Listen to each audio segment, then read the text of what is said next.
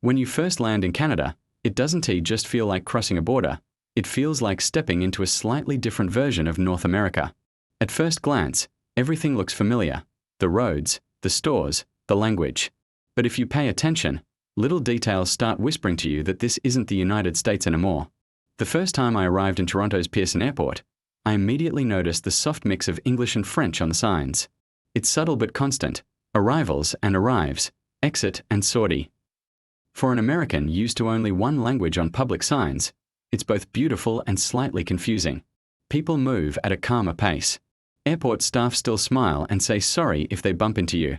Yes, the stereotype is real. Customs officers are polite but not overly chatty. Even the tone feels softer. Once outside, you notice other tiny things. The money looks like Monopoly cash: bright blues, greens, purples, and plastic feeling compared to the US dollar. Cars obey speed limits a bit more. And almost instantly, the cold hits you in a different way if you've arrived in winter. Sharp but dry, and everyone seems effortlessly prepared with heavy coats and insulated boots. One small moment I'll never forget: standing lost near the UP Express train platform, trying to figure out how to pay. A man in a suit stopped, smiled, and showed me the exact button to press on the screen. Then he just said, "Welcome to Toronto," and hurried off to catch his train. No awkwardness, no waiting for thanks, just genuine, quiet helpfulness. That's when I felt the first wave of, oh, this is different. In America, strangers can be helpful too, but there's usually a quick rush or a joke. Here, it felt unhurried and thoughtful. Once you settle in, Canada starts revealing the slower, deeper differences. Grocery shopping is one of the first wake-up calls. You grab a gallon of milk and realize it's in liters, not gallons. Gas is sold by the liter too. Food packaging lists calories and French translations side by side. Bag policies are strict. You're expected to bring reusable bags or pay for each one, something many American stores still treat casually. Then there's healthcare. Even as a visitor or new resident, you'll hear about Canada's universal health system quickly. Canadians talk about doctors and hospitals with a mix of pride and frustration. Yes, it's affordable, but wait times can feel long compared to US standards. For Americans used to quick private clinics, it's a mental shift. The weather isn't just cold, it shapes daily life. Snowplows appear like magic overnight, clearing roads before dawn. People talk about layering clothing the way Americans talk about car insurance. Kids walk to school in boots with snow pants while parents shovel driveways. It is just normal here. And yet life doesn't stop. Canadians move through winter with a kind of quiet toughness. Food culture feels familiar but slightly gentler. Coffee isn't a Starbucks-only world. Tim Hortons is everywhere, and it's not just coffee. It's an unofficial community center where neighbors meet, construction workers warm up, and families grab breakfast. The food scene overall is multicultural. Sushi next to poutine, butter chicken next to burgers. Canada wears its diversity casually. It's there, but it's not loud or showy. Social interactions in Canada feel warm but measured. Americans are often surprised by how polite and reserved Canadians seem at first. People might not jump into deep conversation immediately, but they're almost always friendly when approached. There's a cultural emphasis on not imposing, on giving space and being considerate. That said, once you break the ice, the warmth is real and lasting. Neighbors may help shovel your driveway without asking. A coworker might quietly slip you winter driving tips. You'll hear sorry and thank you a lot, but it's not fake, it's a cultural glue. Community events matter. Hockey games, outdoor festivals, local farmers markets. People rally for each other in subtle ways. One big cultural shock is how modest Canadians can be. In the US, success is often celebrated loudly. Here, humility is admired. Bragging is frowned upon.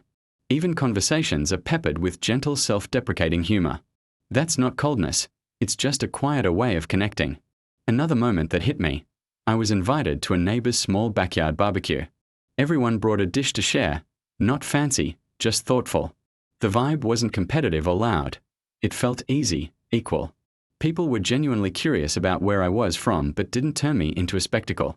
There's a quiet pride in making you feel included without overwhelming you. If you're used to the US hustle culture, Canada can feel like someone turned the volume down, in a good way. Work matters here, but life outside of work matters just as much. Many offices shut down earlier, and even corporate culture tends to respect weekends and evenings. Overtime exists, but it's not worn like a badge of honor. Paid vacation is a norm. New hires often get at least 2 weeks, and it's common to see coworkers take long weekends to head to the cottage or travel. Statutory holidays feel more community-driven.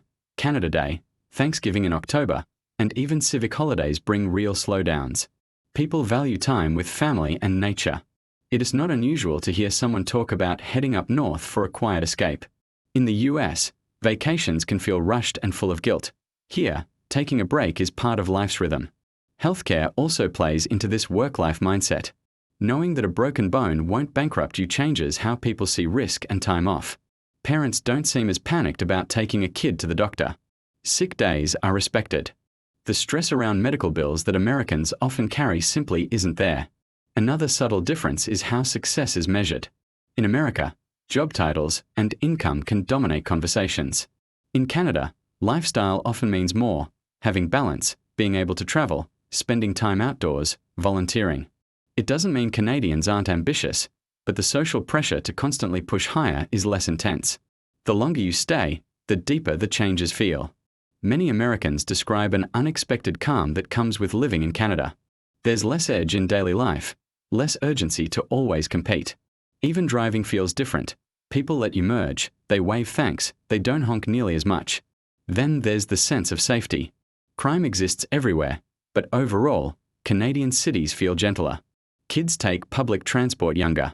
Parents worry, but there's a quiet confidence in the community looking out for each other. That alone changes how you move through your day. You feel a little less guarded. One personal moment that stayed with me. After a snowstorm, I was trying to dig out my rental car. A man from across the street walked over with a bigger shovel and said nothing but, "This'll be faster." We dug together for 10 minutes, and when I tried to thank him, he just nodded and walked away. No small talk, no expectation, just help because you needed it. That's Canada in a nutshell. Emotionally, that builds into something profound. A sense of quiet belonging. You may still feel like an outsider at times, but you're rarely made to feel unwelcome. Canadians might not shower you with instant friendship, but when connection happens, it's solid and real. If you've ever wondered what it's really like to cross the border and start a new life here, this is it. Subtle but powerful shifts that change how you live and think. Canada isn't perfect, but its everyday kindness and balanced pace can feel life-changing if you reuse to the American grind. Have you experienced Canada yourself? Did these culture shocks surprise you, or have you seen different ones? Share your story in the comments. Your experience could help someone preparing to move or travel. And if you love exploring life beyond borders, hit subscribe for more honest culture stories from around the world. We've got deeper dives coming on Canada, Australia, Japan, and beyond, and your voice helps shape what we explore next.